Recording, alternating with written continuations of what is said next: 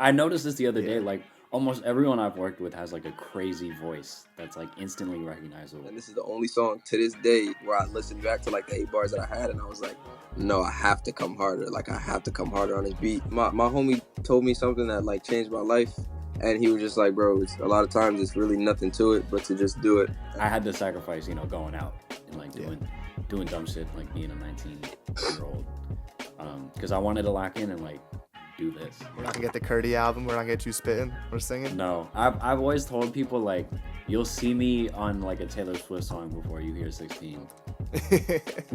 I'm super inspired being from Jersey. There's a lot of very, very beautiful things going on here as far as art. So I'm just kind of trying to play my part and kind of just let the world know that I'm from Jersey and that Jersey is a force to be reckoned with. You know what I'm saying? Like, Welcome to the Sound Centric Podcast. I am your host, Adam Dash. And today, I think for the first time, we finally got some South Jersey in the building.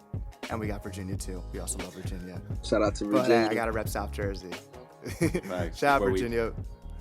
But these two men just came together for an album that is what I imagine J. Cole when he's biking through New York City. I imagine that this is what he's listening to because that is the Interesting. vibe that this album brings. Early morning bike rides in the fall, leaves on the ground. Their new album, Pumpkin Seeds, is out now. And this shit, I mean, if you're into like the Alchemist, Jay Dilla, great, amazing raps, top tier music, I mean, why aren't you listening to this already? But guys, Wiseboy, Jermey, Kirti, welcome to the show. Thank you for having us. Thank you. Yeah. So how are we feeling post-release? I know after 2 years of making an album, I mean, it's a lot of time, and then just to see the reception from the album, how we feeling about it? Bro, I kind of feel like we did everything right. I feel like all the doubts that I had during the project and everything kind of just like fizzled away now that the project is out and it's being receptive the way that it is. I'm glad that we waited. I'm glad that we took the steps that we did and everything. So I've been just, you know what I'm saying, very grateful for how we went about it. Yeah, no, exactly. I feel like there were a lot of trials and tribulations just like over the course of making the record, and like now that it's out, I kind of don't regret anything. Like Yeah. anything that slowed us down, like it was all like aligned. Like it worked out perfectly. I was saying to Kirti, I mean, you guys brought back the album transitions and this shit like seamlessly going through and not knowing if it's the next song playing or if it's just like another beat change, like that shit Mhm. I love. But in a day and age kind of where people might just go for like, track listing wise, like popular song, first song, get the people in, put the single first, or kind of just a collection of music that doesn't fit like a singular aesthetic. What made you guys go this route of like, we're going to make a cohesive album? I think that was always the goal. Like as soon as me and Kurt started working, I had like this 3-song EP that I wanted to drop, and then it was like, nah, let's hold it, let's make an album. And as far as like the transitions and everything, this was never really directly spoken about. I think it was just kind of like understood. You know what I mean? Like every single song on the album was remote, but the only times that we linked up, the 2 times during the project, was to like mix what we thought was the full body of work. You know what I'm saying? So we always wanted to make sure that there was a cohesive piece, but we never directly like spoke about the transitions and everything kind of molded in together. That kind of just happened when we were together. Yeah. Definitely. I know for me, it's like I was telling you, Adam, like earlier, all of my favorite albums do that. So Yeah. for me, like if I'm going to sequence an album with someone, like I want it to do that because I want anything I put out, I want it to be my favorite album or one of my favorite Yeah. albums. So like Oh yeah. that's a big criteria of mine. Something that I'm always interested in. So I'm sure you guys are Mac Miller fans, and there's a book about the making of some of his albums. And for Swimming in Circles, they were saying how a lot of the songs that were on Swimmings were originally on Circles, and a lot of the songs that were on Circles were on Swimming, and they were kind of just like mix and matching. And I'm always curious because I'm sure you have a boatload of music, like how you actually decide what goes on the album. And my music friend asked me in a group chat the other day, he's like, "How do you guys know what's the album stuff, what's like a single stuff?" Like, how do you make it? So how did you guys go through the music and be like, this is what fits Pumpkin Seeds? Um, that was very natural because we have a huge B side. Like our B side is like 25 songs, and there was obviously a lot of songs that we both loved that just didn't fit like what we were going for with the project. You know what I'm saying? I'm sure Kurt can attest to that, but it wasn't really like Oh yeah. a chopping block, if you will. It was just kind of like I send a song to Kurt. We're like, oh yeah, this is definitely the intro. This is definitely the outro. This is on the project. Or it's another song that I send to him, and it's just like, this is a cool joint, but it's not like going on the project. You know what I mean? So Yeah. Yeah, I know. For me, it was kind of weird because it was like purely just off gutting instinct. Like, and yeah, we kind of agreed a lot just off of gut instinct. I felt like for example, like Over and Over is like probably the clearest example. Like the second he sent me that song, like I'm like, yeah, that's the intro. Like no Yeah. literally. question.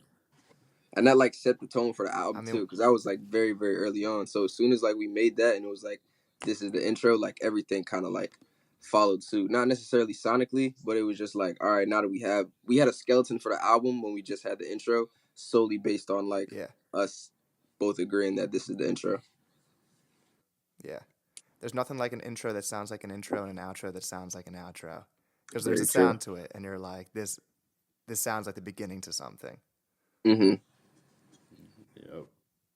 And I thought it was cool that, like, I mean, Pedal the Av and what was it, Do I Not? Like, you guys dropped a music video 10 months ago, 7 months ago, and then, like, there's an EP in the middle of that you did. So it's always cool to see, like, oh, this was really made over a long span of time. Yeah. How do you, I know because like, emotions always change and life experiences always change. I think Mm-hmm. Smino tweeted something about this. He's like, the album didn't come out because I'm experiencing stuff in life that, like, is changing the old music. So when you are making an album that does maybe take a while to make, how do you still stay in love with those songs and be like, this still represents how I am right now? It's definitely hard. I can't say that I can speak to it too much because there was definitely a time where I was making a lot of music and Pumpkin Seeds didn't really have any direct plans. Like I was kind of in between a lot of stuff, not necessarily on the music end, just on a lot of the technical stuff. So while I was in between with that stuff, I'm just making more music and everything. And there definitely was a point where like I wanted to add songs to Pumpkin Seeds, or I felt like I should be adding songs to Pumpkin Seeds until last September came. I go to Virginia again. We mixed the album and master it completely front to back. Added the transitions and everything, and that's when I was like, okay, this is like perfect as is. Like this is not to be touched. Like this is just our body of work, and this is gonna be this, and then set it aside, and then kind of just continue to work on other stuff. So to answer your question, like yeah, I was kind of just you know what I'm saying. I don't think we thought about it too much as far as Yeah. like what's the word I'm looking for? It's fleeing me right now. Just like being like nitpicking or being like perfectionist with it. It was very, very Yeah. just like going with the flow, you know what I'm saying? What we felt, just driving by feeling, you know what I'm saying? Yeah, I feel like that's Yeah. a good mentality to go into it with, because you know there's never a perfect time to drop anything. Like there's always gonna seem like there could be a better time coming to do wait for this one, but sometimes just going with the flow is a better outlook to have with it. Truth. Yeah, and I think like with a project like this, it's kind of impossible at times to be like this represents me right now. Like to me, like do I not? I think we did that in like 2022, right? We did. Yeah. So like the first Damn. single is 2 years old. Yeah. I think you can still like appreciate where you were at that moment in time and still like have it reflect that. Yeah. Mm-hmm. You know, to me, like I mean, we did that one in 2022, but the outro we did like a couple months ago. Like, Literally. so I think there's kind of beauty in both sides of it. For Yeah. certain. And I think that we're seeing this resurgence of the artist producer album, which is probably the best way to make an album, like in my opinion. Yeah. Huge Alchemist fan. I know you guys are too. And like Mm-hmm. everything that he's doing, obviously he's not the first person to do that, but it's been so cool to see that. It makes for more cohesive projects. So I'm curious for your guys' Mount Rushmore. You can do both individually. Mount Rushmore of producer artist combo. Are we doing just hip hop or are we doing everything? I mean, yeah, dude, fuck it, everything. I wasn't All even right. thinking outside of hip hop. All right. You might have a good one though. Word. You want to go first, Kurt? All right. So yeah, I'll go first. All right. Michael and Quincy, MJ and Quincy. That's like Okay, yeah, number one for me. Uh, I'll go Mad Villain. hmm Um, I'll do Alchemist and Prodigy. okay, yeah, Uh, and then J Lib. They're both producers and both rappers. facts. That's a And good. then, Uh, yeah. I wasn't thinking about MJ. That was a good one. Very solid list. I'm gonna definitely go Mad Villainy. Um, this is not directly like one producer, one rapper, but I still feel like it's worthy. Fantastic Volume 2 for certain. Um, Pinata, Pinata easily, Mm-hmm. and I've been fucking with Vor Dyer a lot recently too. I think that's how you pronounce it. The Alchemist and Earl joint that dropped recently. Because I just been appreciating like how they Yeah. dropped it, like just how the whole I wasn't really jacking the whole NFT thing at first, but now I think it was kind of cool just how they dropped it, and it was a moment Yeah. and like revisiting the album now. It's like a really good body of work. So That was a good one. It took a little to click for me, mm, cause like that one, like that specific lane of rap, you know, sometimes you just gotta keep listening to it to really click for you, like the mic style, like kind of like the more laid back voice wise. uh-huh. But I'm happy I'm starting to finally come around to that. So I'm gonna have to visit Voir. I think it's Voir Dire. I have no clue. I think it's French, Word. but Yeah, it sounds French. I'm I like that album a lot, but I'm kind of blown. They like took out some of the versions on streaming. Like they took out a couple joints that were on the NFT version that were like crazy. did they? Damn. Yeah. Damn. I I like that you threw opinion. My number one might be Freddie and Alchemist because I'm a Freddie stan. I need also Freddie Madlib. I can't have him twice on the list though because Montana's gonna be crazy, and I need that album. Yeah. Yeah. Yeah, no, I already know. You seen the clips of them like doing stuff with Claro and like Yeah. Oh, if she's on the Yeah. album, like lace it out, get some choruses, sample her voice. I don't yeah. care. That'd be So, crazy. but based off this same conversation for artists and producer combos that maybe aren't really a thing yet, or maybe they have one song together, who are some of like maybe top three dream collaborations of artist producer combos? Ooh, that's a good one. All right, I'm not gonna go first. I went first last time. Um, I'm gonna go Terrence Martin, Kendrick, um, Conductor, and Rock Marciano. I think would be a great combo. Um, let me see one last one.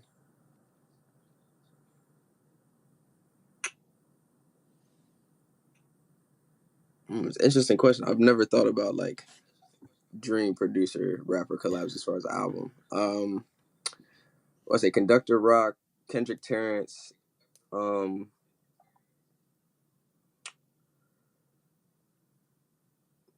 I'll say Tyler Madlib. I think a Tyler Madlib project would be crazy.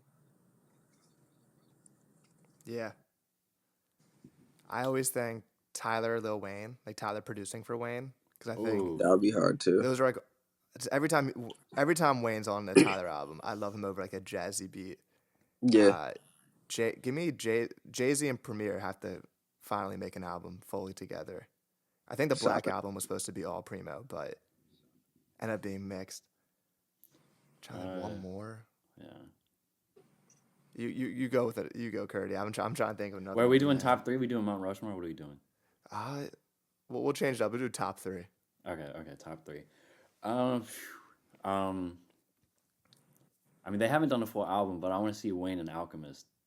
Yeah, Yeah. That would be you crazy. could say so many people with Alchemist. Just like Yeah. just place and plug it All in. right, so I'm gonna do Wayne and Alchemist. I'll do Kendrick and Madlib. Mm. Um, and I want to do Dilla and someone like who would do? Oh, Dilla and Danny Brown because they have this one joint that's like crazy. Mm. All right. No, I was listening to your first album that's on streaming, and it actually reminded me of how when I first went back to like Danny Brown's first project, and his voice was a little different. Mm. And I thought that was interesting because I think your voice is like maybe matured since dropping that, and I was like, oh damn, this actually reminded me of that. So that's funny that you mentioned Danny. That'd be crazy. I really liked Yeah. his album with like the Run the Jewels feature. That one was crazy. I'm trying. What are some like just from like a business perspective? Who are some artists that you look at like when they handle their stuff? Because I think Alchemist does a really good job at like dishing out the merch and making a whole brand around his music that you kind of would like to emulate, or you look at it and you're like, damn, they're kind of doing smart with that.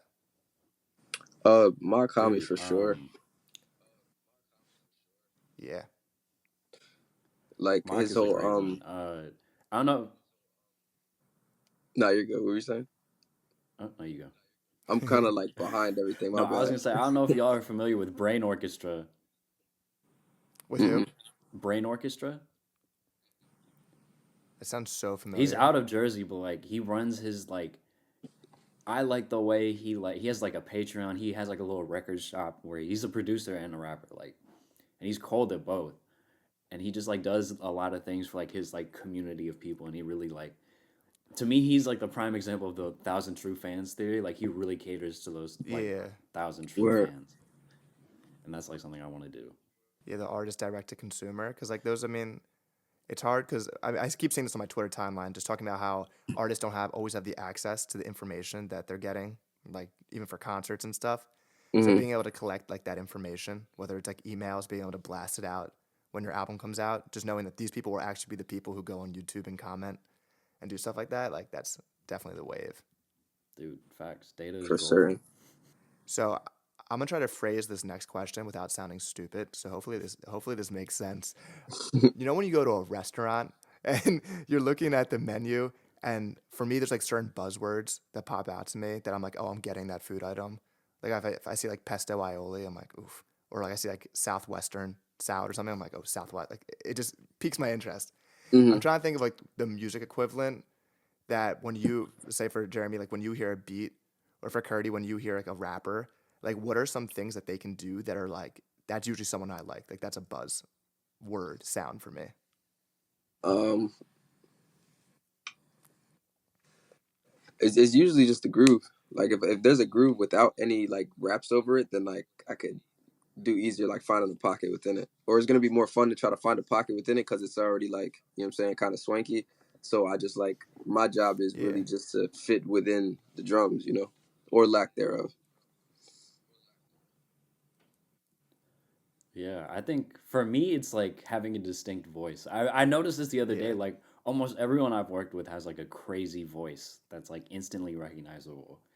Like from Jeremy to Wakai to Sko, Lord Sko, like Uncle John, like everybody has just like a crazy voice, and I think that's what draws me to those people. For sure. I remember 'cause I thought of this question when I was bumping was on like home, and like that guitar, I think it's a guitar noise in or something where it's like like it's like Oh yeah, dropping yeah, down. the one that sounds Whenever like Perry the Platypus. yeah, that's a funny way to compare it. Whenever I hear that noise in a beat, like I feel like Anderson Paak uses that a lot. I'm like, fuck, like it just ends up being my favorite thing. It's honestly Yeah, the album sounds a lot gives me a lot of knowledge vibes, like a lot of no worries vibes, but just with like amazing raps instead of amazing singing. yeah, for sure. Thank you. Calm and That's peaceful. that's a great comparison too. Very good company. Yeah. Also, so on the album, you said this line really hit for me because I had this thought within like the week of hearing you say it. You were saying maybe I should talk to God in more happy moments of living instead of only consoling when emotions are spilling, which like Hell facts yeah. because like we all it's a complain, and then we're like, ah, damn, I'm only talking when I'm complaining. But this album is so vulnerable, and maybe you don't even think about this. You're just so dedicated to just like telling your story.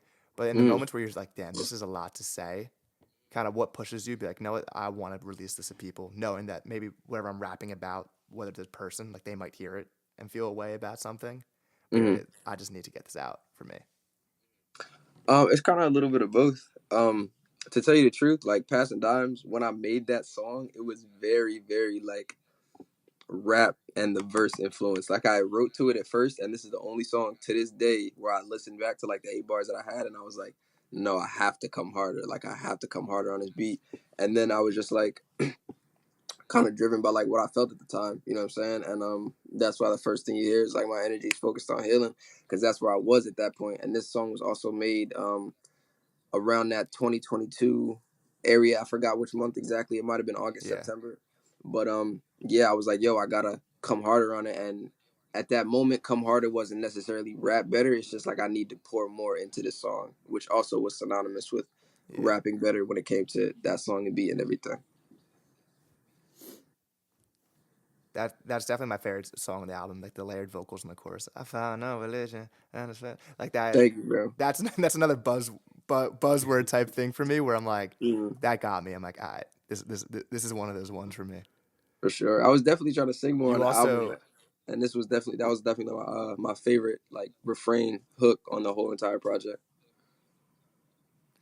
Hey, I don't No, want to that's be a the good one. person that pushes something that I like onto the artist, but if you sang more, I think it'd be amazing because you're good at it, and I think this chorus is like really stuck out to me. With the, I'm also just like layered vocals. I mean, I'm a Smino fan, so I'm just like a layered vocal slut. So like Yeah, hell yeah. anything with that, it's great.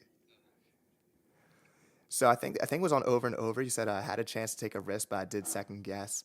And I mean, Ooh. everyone does this in like the different things in life. And I mean, I do it all the time with the podcast. Kind of just like you're taking a risk with something, and maybe you thought the motivation just plummets, or is a moment where you're like, "Fuck, what am I doing?" Kind of looking around, but then you kind Mm. of like remember that this is why you love this shit. What is that moment for both of you? That like when you're having those moments of like, I don't know what I'm doing here, that gets you like back into that zone. I think for me, it's generally just like the act of creating. Um, for me, like when I first started like making beats, I was like, I gotta make one every day just to like get better at it. And it's gotten to a Yeah. point where it's like now I have to. Like if I don't, I like feel terrible the whole day. So for me, like when I have those moments where I'm like, damn, like what am I doing here? Like I just shut everything off, just like go make music for like however long, and that kind of puts me back into like the right headspace. Like this is why I do it. Hmm.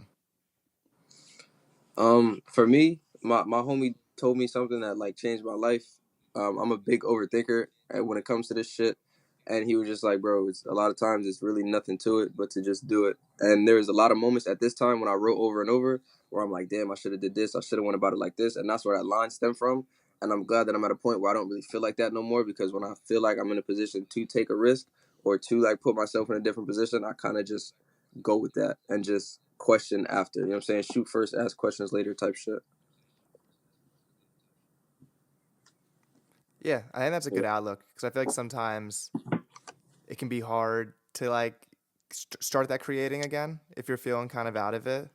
And like I find like sometimes I'll go like a month. Like recently I went a month without doing the podcast, and it starts being Mm. like, fuck, why do I even do this thing? Until I start doing an interview or doing something actively with it again, and then I'm like Uh not huh. on my phone for 2 hours straight. And it's like nothing else can get me to not be on my phone for 2 hours straight, other than doing something I'm passionate about. Hell yeah. So Kirti, you're in school right now, and you got to Yep, kind of balance all these different things of completing the school and doing music and working with artists and finding new artists. What's dude. kind of kept you balanced with doing everything and focused on this? Because I mean, you're fucking great at it. Dude, Definitely. people talk to me about this, and like though like I've had people ask me like how do you deal with burnout and like how do you balance it? I'm like I don't.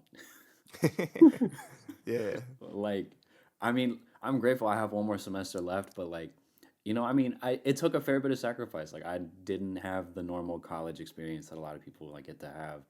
And I'm saying that like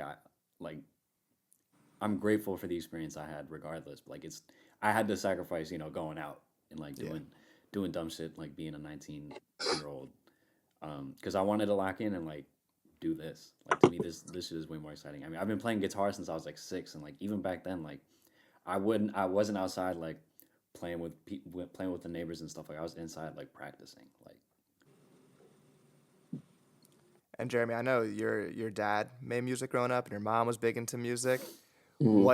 What age were you like, where did you go from like this being a hobby and like I'm just writing raps and performing to like, oh, I want to do this?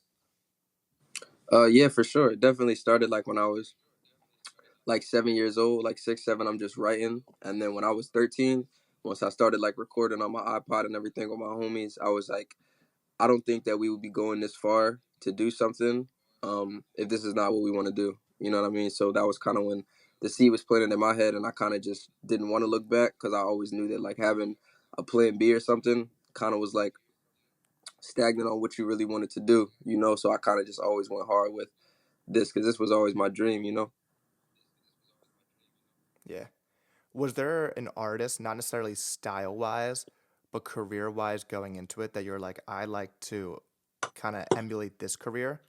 So it doesn't have to be someone that has the same like style. Then you just have to be a rap artist, but someone you're like, Hmm. I like that level of how they do things, and maybe that level of like fame and that level of mastery of their craft.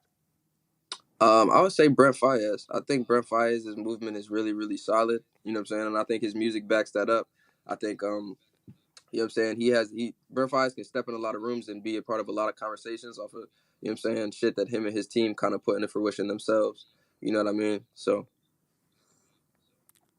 and he's very distinct, like in That new his album by what he's doing. My fault.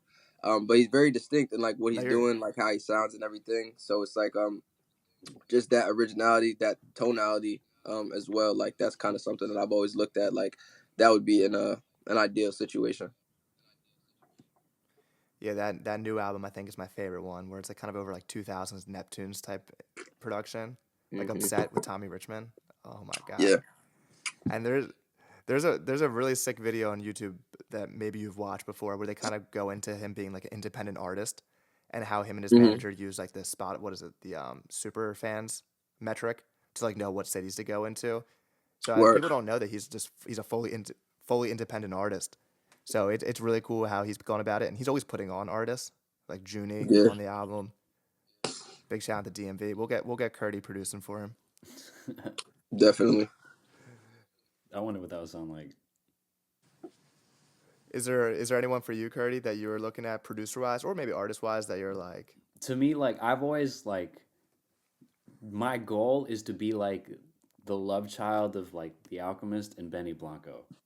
okay, Like I love how Benny Blanco's just like everywhere. Like he yeah, had like a run in the 2000s, like every song that went like number one. Like he had a, and fun fact, he's also from Virginia. He doesn't rep it, but uh, I did not know that. yeah, uh, just like that kind of like just being everywhere and like maybe you don't know that it's him, but like he's the common denominator between like a lot of your favorite music.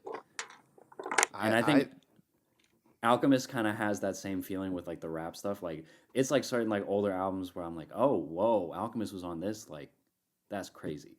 And Hmm. then also like just the run he has like with his collab albums and like the merch thing he has going. And now he's like doing stuff with ALC Records. Like he's doing all these pop ups. Like I just like that a lot. Yeah, I did not know Benny Blanco did all those songs until his like interviews on TikTok were coming up on my feed. And Yeah. I was like, oh damn. Also the guy Ryan Tedder from One Republic. I'm like, oh, you've made every single song ever, basically. Right? Yeah. Do you be songwriting or Nah. like how we're not No. gonna get the Kirti album, we're not gonna get you spitting or singing? No. I've always told people like you'll see me on like a Taylor Swift song before you hear 16.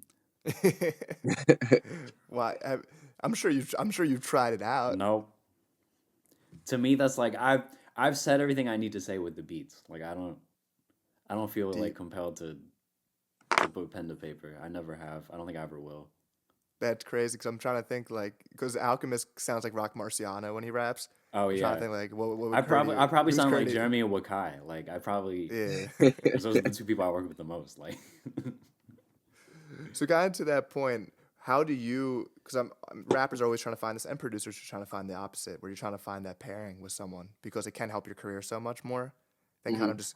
I rapped on YouTube type beats too. I still do. It's fun to download a beat online. And shout out to those producers because they're amazing. But when it Hell comes yeah. to finding artists that you actually want to work with, and for you like finding a producer that you want to work with, what do you usually look for in people?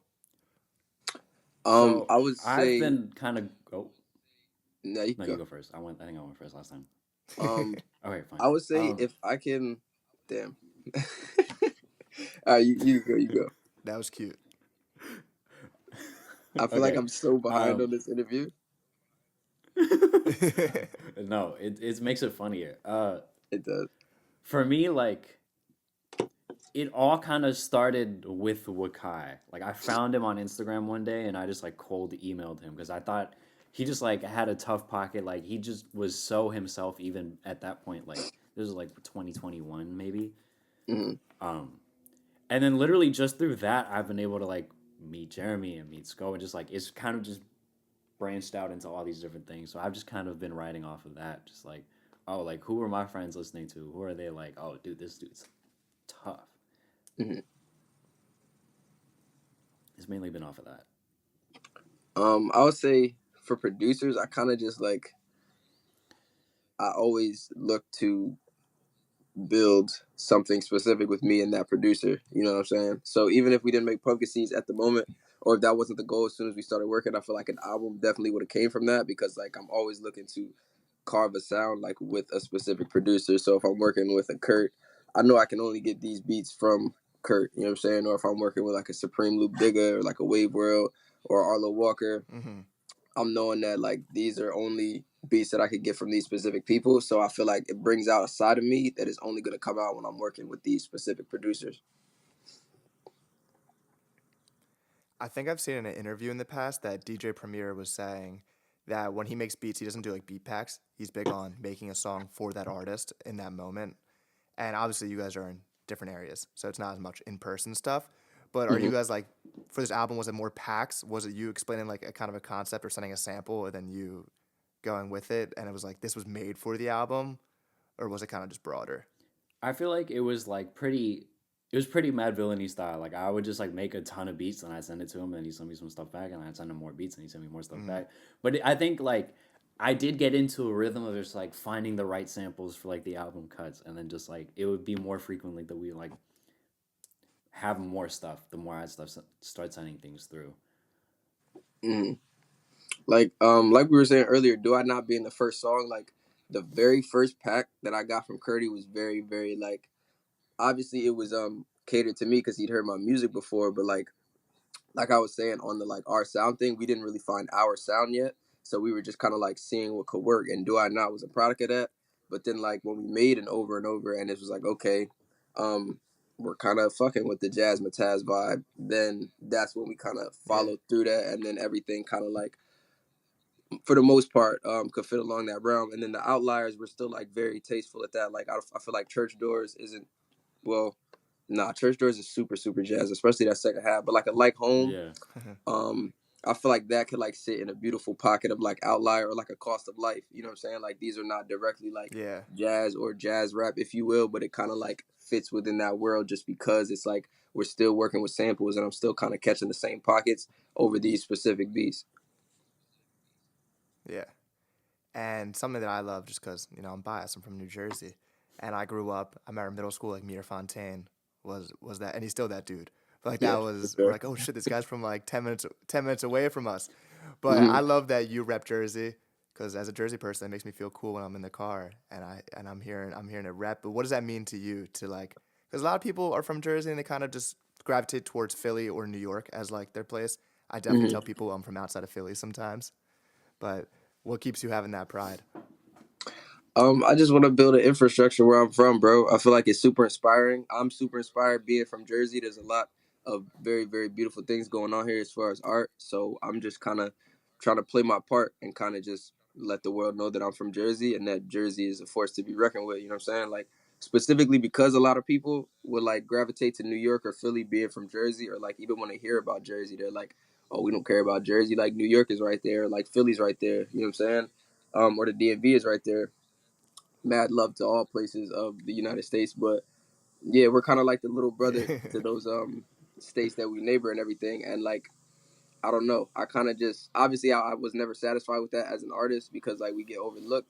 But I feel like it's kind of cool, especially now. Like there's a lot of I feel like you can't really look to Jersey right now, especially the underground scene. And let me close this window. Yeah, I feel like you can't look to Jersey right now, especially the underground scene, and say that there's not like very interesting things going on. Like not even just me, like a Soul Child or a Trevor Spitta who just dropped his album like at 12 a.m. Like, you Yeah, know what I'm saying? There's a lot I of was playing this great things morning. going on here, you know? So like I feel like I'd be doing myself a disservice not to rep Jersey because there's a lot of cool shit going on here right now. Yeah, I love it because, like I said before, when I was growing up, it was really only like Mir Fontaine I could think of that was like really repping where he was from in Jersey. And now you have Right. Soul, Trevor, Chris Patrick, you, just people Oh yeah. that are shouting out, making. I used to get bullied in college. My friends are like, "You're not from Philly," and I'm like, "I know. I say I'm from outside of Philly." Because if I say New Jersey, they're like, "Ah, you're from like New York," and I'm like, "No, I'm not from New York. I'm from South Jersey." Just Right, helps with exactly. geographically explaining things. But shout out Jersey. We're always gonna keep repping. Shout out to Jersey and Also, having I to geographically explain things. I always love when an artist expresses stuff they like that's just like outside of the music, and producers do this as well. Like Action Mm-hmm. Bronson and Alchemist, food. Food's always a major topic for them, and West Side Gun doing the wrestling shit, putting it Mm-hmm. in. I guess Action Bronson's very skilled at that, like just talking about the stuff, and Tyler the Creator being very niche on like rapping about briefcases and Yeah. shoes and stuff. What is that for you guys? Like, what's your thing that you like to put into the music to kind of show like I'm also obsessed with this thing? You want to go first? Yeah, I'll go first. Um, for me, it's really only like two other things: breakfast and I'm a uh. breakfast hater. Oh, we're gonna have a Wow. problem. Yeah. I'm like, I need breakfast and Star Wars. Those are probably like the two. Um, I would definitely say culture. Like a lot of maybe not just parts of my culture, but just like cultures around the world. I have a lot of like items in my room, including like globes and shit like that, that I like to collect. And this even down to like when I collect vinyls or CDs, like I like hearing and seeing like other parts of the world, like what's going on over there. And I feel like collecting stuff like that, like little trinkets, like clay pots or like just random candle holders from like Egypt or Africa. I feel like that kind of like brings me into that culture almost. You know what I'm saying? So I kind of like try to express that in the music, and I feel like that's why it's so strong. When we do go into these world building ventures, that's why Pumpkin Seeds, I feel like it's packaged the way it is because it's like I'm so used to like exploring other cultures and being dove into that. So like I kind of want to do that to the listener as well when it comes to like what I see as culture and stuff like that.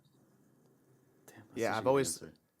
that was a good answer because I've always thought hip hop was the coolest thing ever just because I'm a huge storytelling person and you're Mm-hmm. hearing about stories of people that you would never have experienced otherwise coming where you come from.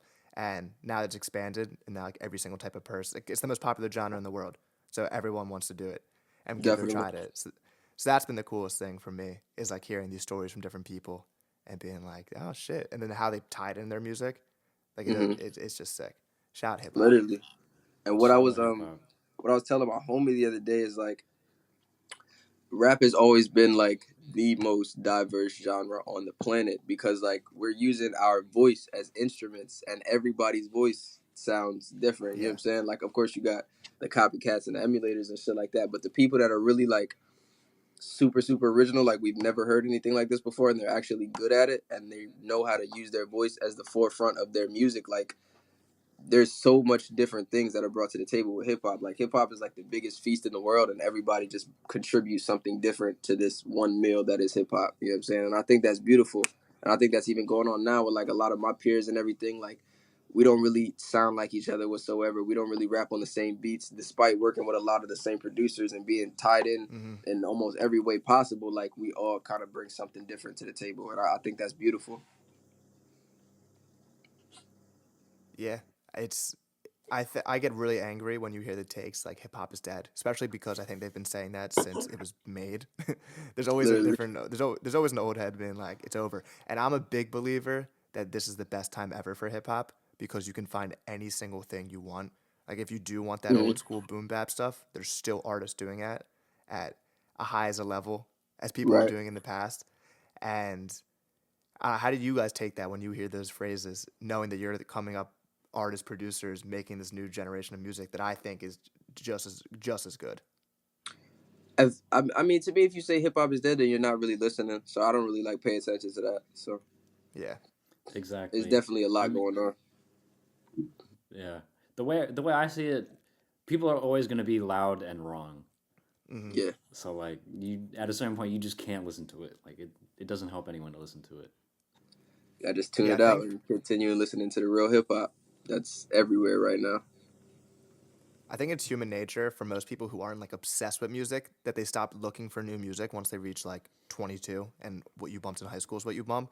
So I think it's Mm, usually those types of people who are like, damn, that because it's the same thing with sports and with movies. Like you always think what you experienced when you were a kid was like the best form of it, and you're like, damn, comedy movies aren't as good, which might be honestly true about comedy movies. That might have been a bad point, but other stuff, you're like, man, you're like, yeah, shit's amazing. You're not having your ears open.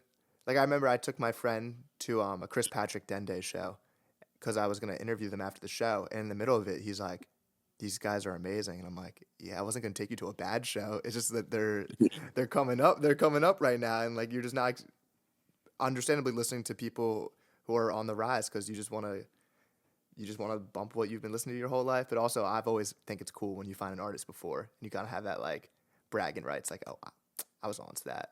Hell yeah. Definitely. So I want to finish this up by asking you guys kind of what you're listening to, what you're bumping, kind of things that you want to shout out right now.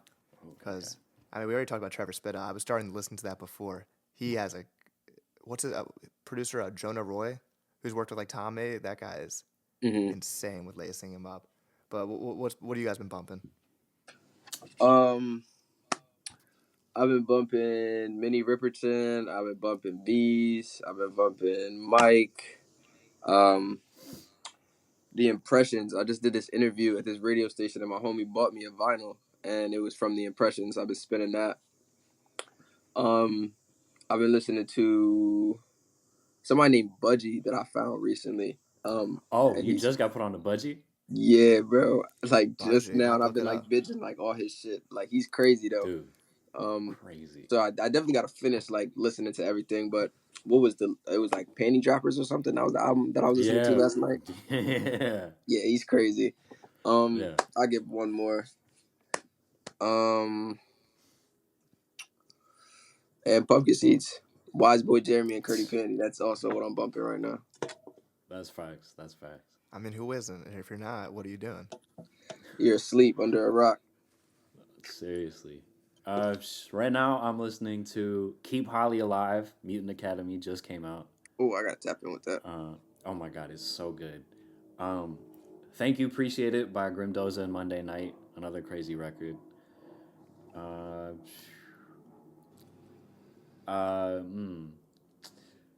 What else? I've been bumping a lot of Chet Baker recently. I've been like back into Chet Baker. And then literally like all of BK the Ruler's catalog. He's tough. Great choice. Honestly, I just thought about this question, but like, what's your guys' guilty pleasure outside of rap music that maybe people are like, oh, that's like your thing? They're like, yeah, like that's my when I'm not bumping hip hop, like this is what I'm listening to.